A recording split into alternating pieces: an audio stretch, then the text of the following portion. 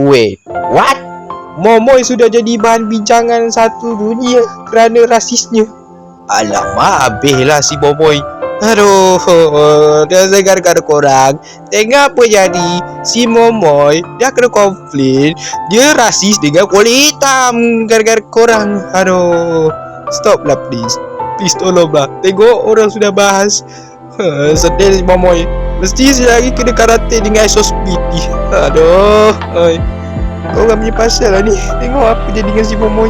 Udah kena bahan bincangan dunia tau. Aku tahu lah dia kucing gaming dan aku tahu lah dia noob. Tapi come on lah, jangan kau pelakukan dia macam tu. Dan juga satu hal yang aku terkejutnya adalah si Isospeed pergi ke China. Masa ketemu tu, kalau kau jumpa dengan cosplayer macam Momoy dan minta maaf dekat Isospeed. Tapi sayang, lanjut lambat. Sekarang si Isospeed sudah tengok duluan sebelum sampai ke China. Dan gara-gara korang lah, tengok apa jadi. Dah kena komplain dah dan sudah jadi bahan bincangan dunia. Dan aku terima kasihkan kepada Nexon sebab bagi tindakan yang selanjutnya.